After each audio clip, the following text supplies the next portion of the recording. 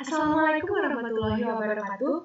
Perkenalkan, nama saya Sahila Livia, NIM 2018 10 11 03 11 595. Saya di sini akan menjelaskan tentang surat berharga dan surat yang memiliki harga.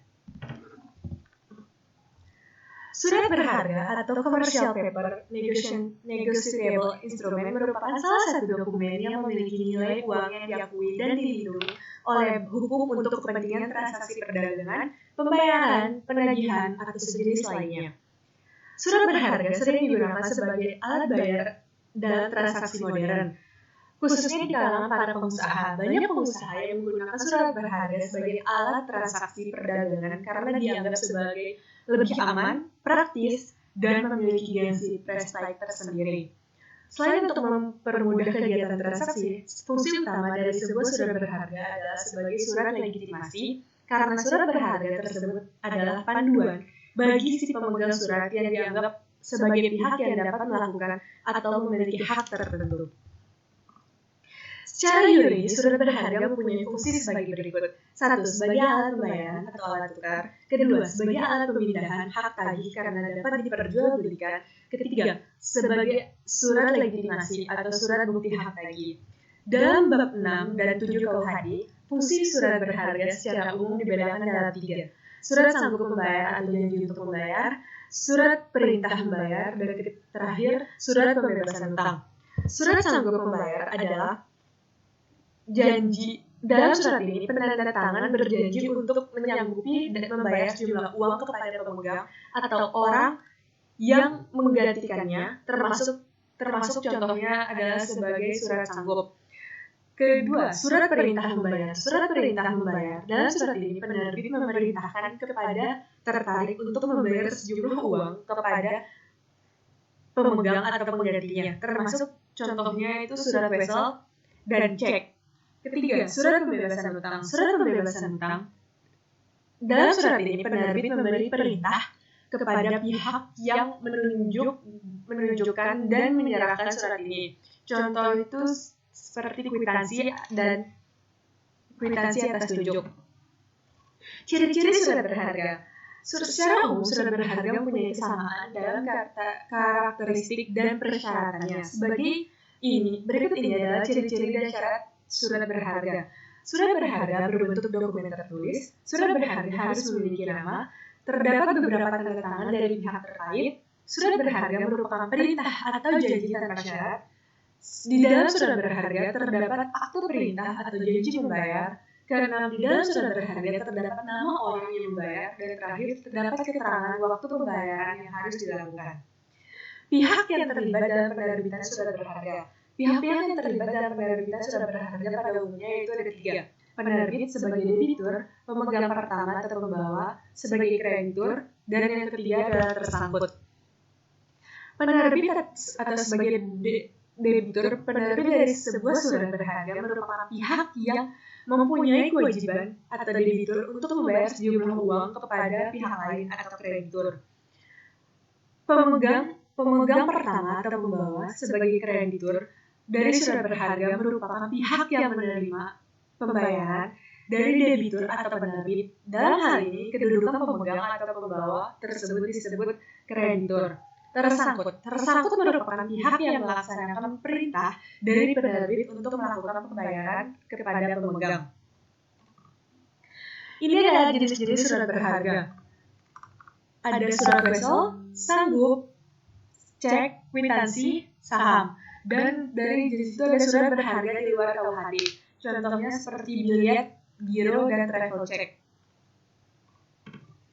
Surat yang mempunyai harga. Pengertian surat yang mempunyai harga dalam bahasa Belanda disebut paper van werk atau dalam bahasa Inggrisnya letter of value, yaitu surat yang berisikan identitas diri seseorang yang tidak dapat diperjualbelikan atau dipindahtangankan.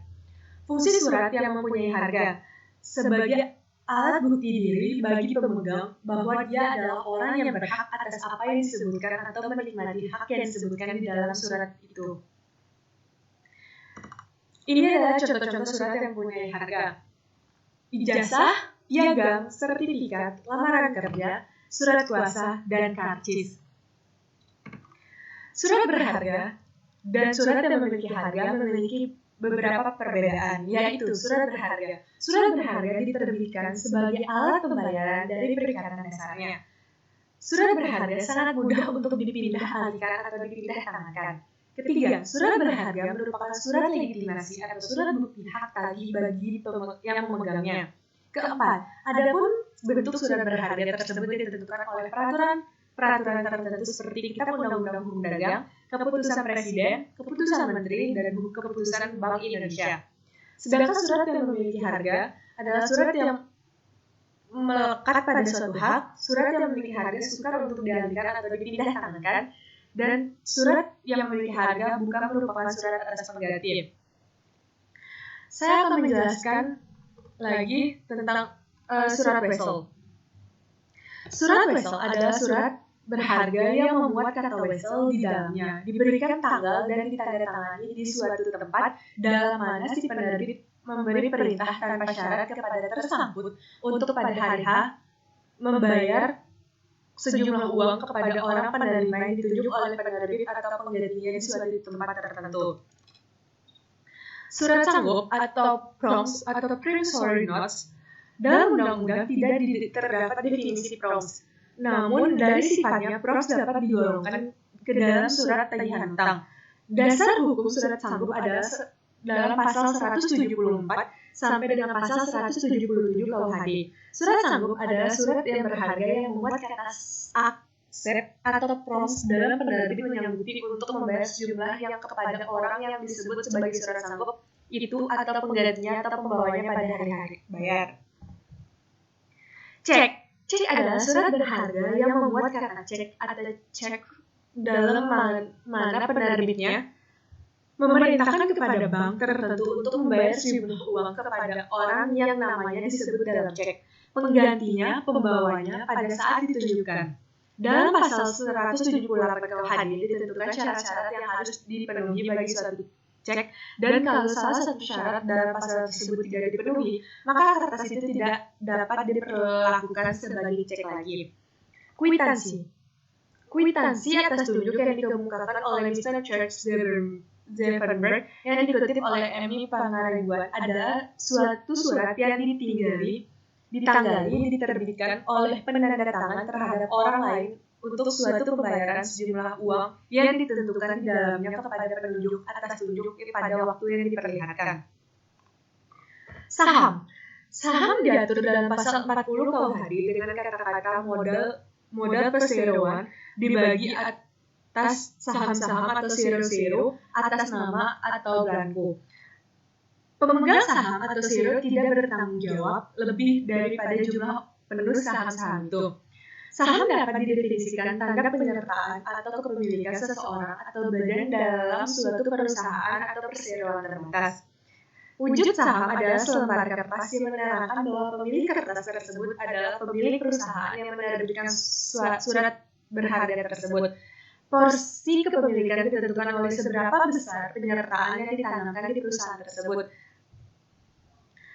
Terus surat berharga di luar KUHD. Itu biliet giro. Biliet giro adalah surat perintah tak bersyarat dari nasabah yang telah dibakukan bentuknya kepada bank penyimpan dana yang memindahkan sejumlah dana dari rekening giro yang bersangkutan kepada pihak penerima yang disebutkan namanya kepada bank yang sama atau kepada bank lainnya. Dengan demikian, pembayaran dalam dana biliet giro tidak dapat dilakukan dengan uang tunai atau tidak dapat dipindahtangankan melalui endorsement SK Direksi Bank Indonesia.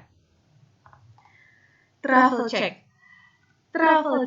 atau cek perjalanan adalah surat berharga yang dikeluarkan oleh sebuah bank yang mengandung sebuah nilai di mana bank penerbit sanggup membayar sejumlah uang sebesar nilai nominalnya kepada orang yang tanda tangannya tertera dalam cek perjalanan tersebut.